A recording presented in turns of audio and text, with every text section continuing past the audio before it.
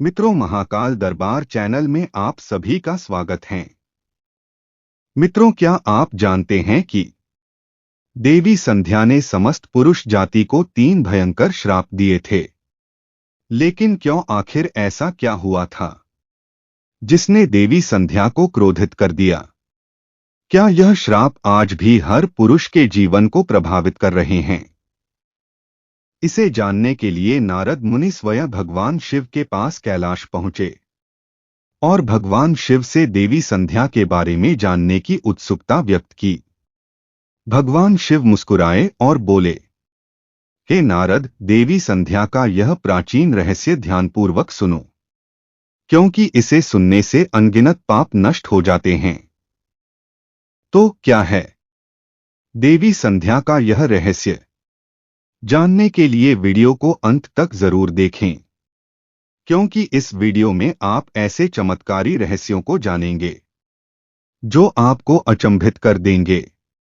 इसे अपने मित्रों और परिवार के साथ जरूर साझा करें, ताकि वे भी इस अद्भुत कथा से अवगत हो सकें। और सभी शिव भक्त कमेंट बॉक्स में हर हर महादेव लिखकर अपनी भक्ति प्रकट करें।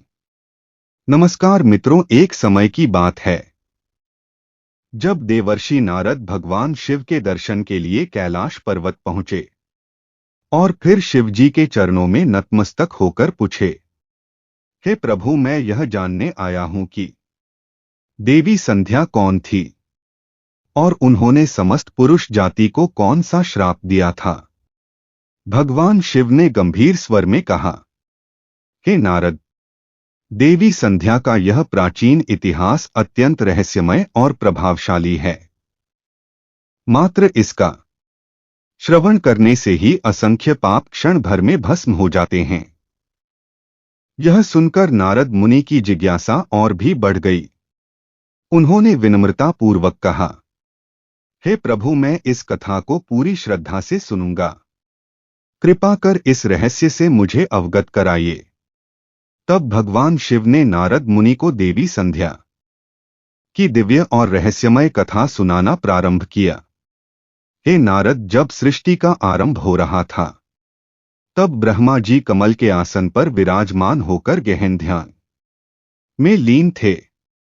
तभी उनके मन में सृष्टि की रचना करने की इच्छा उत्पन्न हुई।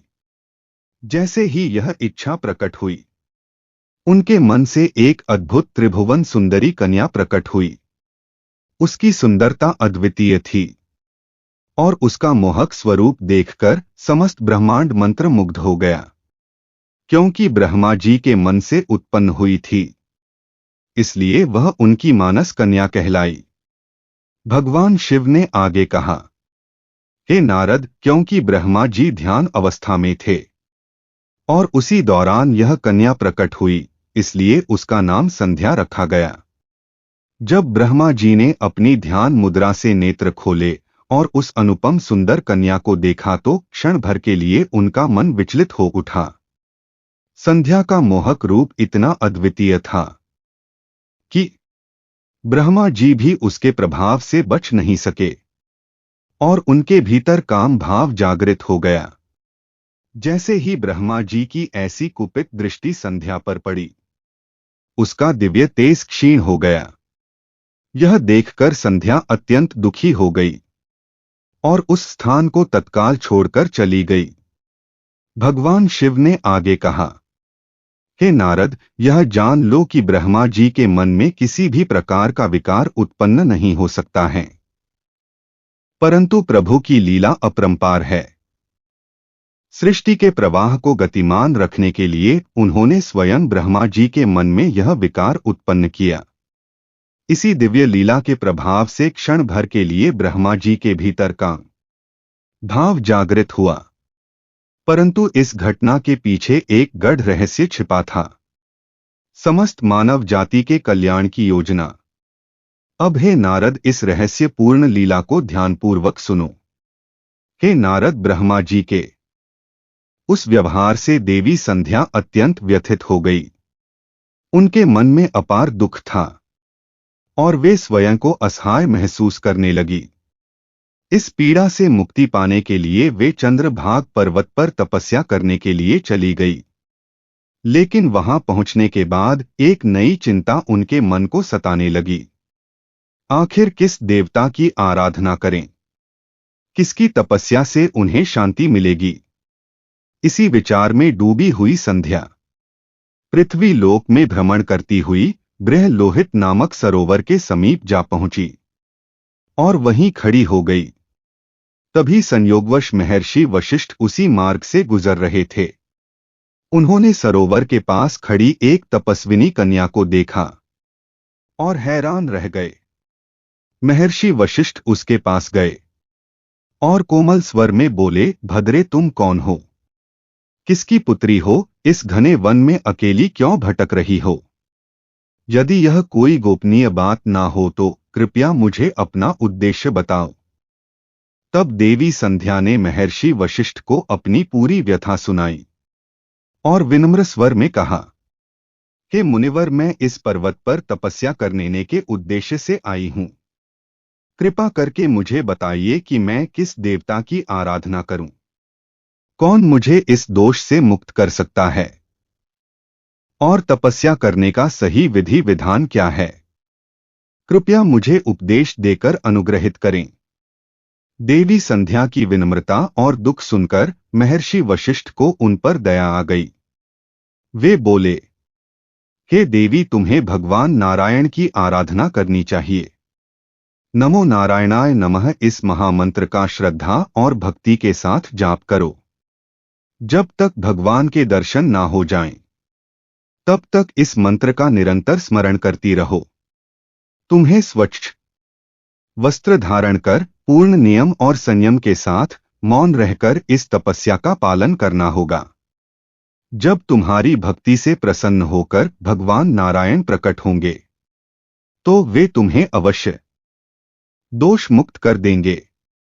इस प्रकार उपदेश देकर महर्षि वशिष्ठ देवी संध्या को आशीर्वाद देकर वहां से प्रस्थान कर गए। अब देवी संध्या को तपस्या का सही मार्ग मिल चुका था। उनकी प्रसन्नता की कोई सीमा नहीं रही।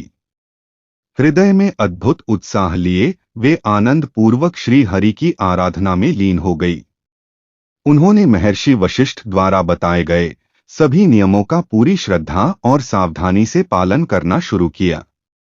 समय बीतता गया और देवी संध्या अपनी कठोर तपस्या में मग्न रही। उनकी भक्ति इतनी गहरी थी कि उन्होंने चारों युगों तक बिना विचलित हुए तप किया। उनकी तपस्या, व्रत और भगवान के प्रति अटूट समर्पण को देखकर समस्त देवता चकित रह गए। संपूर्ण ब्रह्मांड में उनकी तपस्या की गूंज सुनाई देने लगी। अंततः उनकी अनन्य भक्ति से प्रसन्न होकर भगवान विष्णु स्वयं चतुर्भुज रूप में प्रकट हुए।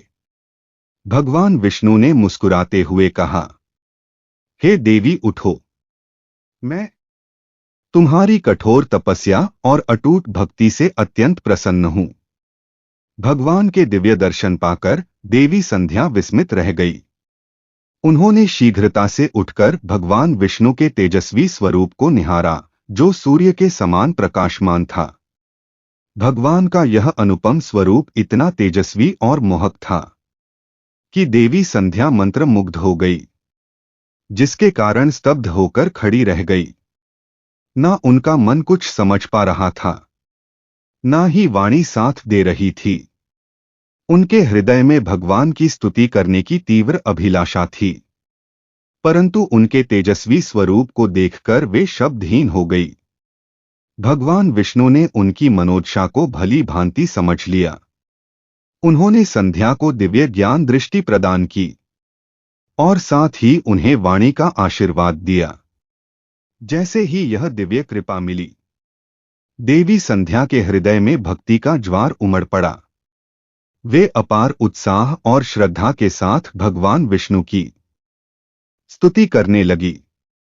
उनके प्रत्येक शब्द में भक्ति की गहराई और समर्पण स्पष्ट झलक रही थी। तपस्या के कारण देवी संध्या का शरीर अत्यंत क्षीण और दुर्बल हो चुका था। भगवान विष्णु ने उनकी दशा देखी और अपनी अमृतम दृष्टि से उनका शरीर पुनः वैसा ही कर दिया। इसके बाद भगवान विष्णु ने मधुर वाणी में कहा, भद्रे, तुम्हारी कठोर तपस्या और अटूट भक्ति से मैं अत्यंत प्रसन्न हूं। तुम जो भी इच्छा रखती हो निसंकोच वरदान मांग लो। यह सुनकर देवी संध्या भाव विभोर हो गई और विनम्र स्वर में बोली, हे प्रभु, यदि आप मुझ पर प्रसन्न हैं और मुझे वरदान देना चाहते हैं तो कृपा करके मुझे यह 3 वरदान प्रदान करें। प्रथम वरदान यह है कि संसार के समस्त प्राणियों के मन में जन्म लेते ही काम का विकार उत्पन्न ना हो। द्वितीय वरदान यह है कि मेरा पति व्रत धर्म सदा अटूट बना रहे और कभी खंडित ना हो। तृतीय वरदान मुझे यह दीजिए कि मेरे मन में अपने पति के अतिरिक्त किसी अन्य पुरुष के प्रति कभी भी आसक्ति ना उत्पन्न हो। देवी संध्या ने आगे कहा, हे प्रभु, मैं एक और वरदान चाहती हूं। जो भी पुरुष मेरी ओर काम भाव से देखे वह तुरंत ही नपुंसक हो जाए। भगवान विष्णु मंद मुस्कान के साथ बोले, कल्याणी, तुमने संसार के कल्याण हेतु अत्यंत उत्तम वरदान मांगा है, इसलिए मैं आज से एक अटल मर्यादा स्थापित करता हूं। आज से कोई भी प्राणी जन्म लेते ही काम वासना से युक्त नहीं होगा। मनुष्य के जीवन की 4 अवस्थाएं होंगी, बाल्य, कौमार्य, यवन और जरा। इनमें केवल कौमार्य अवस्था के अंत में ही काम भाव उत्पन्न होगा। तुम्हारे तप और सतीत्व की महिमा तीनों लोकों में गूंजने लगी। तुम्हारे पति के अतिरिक्त यदि कोई अन्य पुरुष तुम्हें काम भाव से देखेगा तो वह तत्काल नपुंसक हो जाएगा। भगवान विष्णु ने आगे कहा, हे देवी संध्या, तुम्हारे पति अत्यंत भाग्यशाली, तपस्वी और दिव्य गुणों से युक्त होंगे। वे न केवल सुंदर और तेजस्वी होंगे बल्कि तुम्हारे साथ 7 कल्पों तक जीवन यापन करेंगे।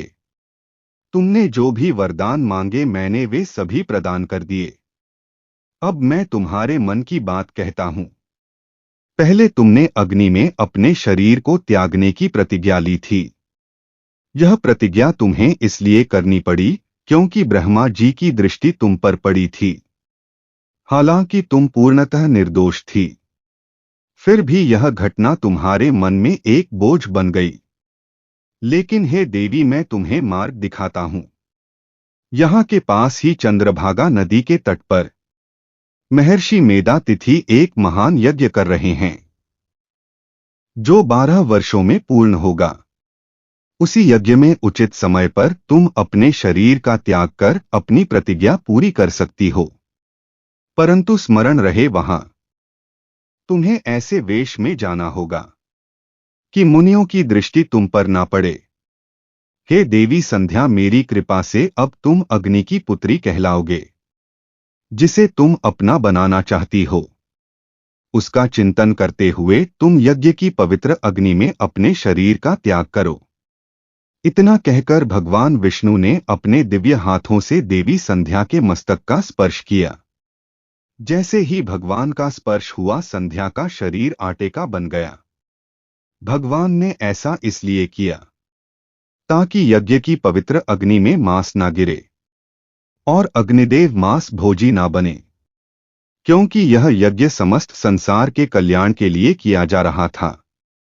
इसके बाद देवी संध्या अदृश्य हो गई और चंद्रभागा नदी के तट पर हो रहे यज्ञ के स्थान पर पहुंच गई।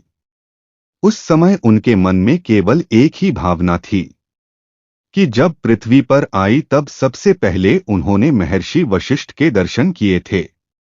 इसीलिए उनके मन में यह दृढ़ विश्वास था कि वही उनके आदर्श और नियत पति हैं।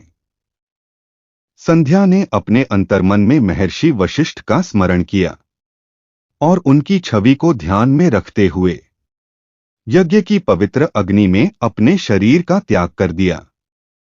फिर भगवान विष्णु की आज्ञा से अग्निदेव देवी संध्या के शरीर को सूर्यमंडल पर ले गए। वहां सूर्यदेव ने संध्या के दिव्य शरीर को 2 भागों में विभाजित किया और उन्हें अपने रथ पर स्थापित कर दिया। देवताओं और पितरों को प्रसन्न करने के लिए सूर्यदेव ने संध्या के शरीर का एक भाग प्रातः काल और दूसरा भाग संध्या काल में परिवर्तित कर दिया। यही कारण है कि सूर्योदय के समय को प्रातः संध्या और सूर्यास्त के समय को संध्या काल कहा जाता है। इस प्रकार त्याग और समर्पण की मूर्ति देवी संध्या ने यज्ञ की पवित्र अग्नि में अपने जीवन का समर्पण कर दिया। लेकिन भगवान विष्णु के वरदान के अनुसार देवी संध्या ने अगले जन्म में अरुंधति के रूप में पुनर्जन्म लिया और महर्षि वशिष्ठ की पत्नी बनी।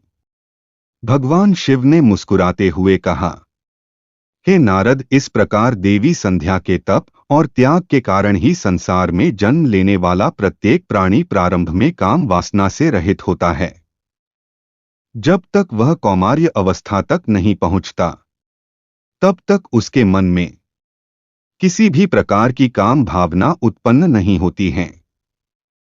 यह सृष्टि की एक दिव्य व्यवस्था है जो संध्या के कठोर तप और भगवान विष्णु के वरदान से स्थापित हुई है। इसके बाद भगवान शिव ने कहा, हे नारद, मैंने तुम्हें देवी संध्या के जीवन का संपूर्ण चरित्र सुना दिया। उनका त्याग, उनकी भक्ति और उनके द्वारा स्थापित मर्यादाओं युगों युगों तक अमर रहेंगी। देवर्षि नारद ने श्रद्धा से भगवान शिव को प्रणाम किया और भाव विभोर होकर बोले, हे प्रभु, आपने मुझे देवी संध्या की इस पावन कथा सुनाकर मुझ पर महान उपकार किया है। उनके चरित्र को सुनकर मैं कृतार्थ हो गया। मित्रों, यदि जानकारी अच्छी लगी हो तो लाइक करें, कमेंट करें और चैनल को सब्सक्राइब करना ना भूलें। जय श्री राम। हर हर महादेव।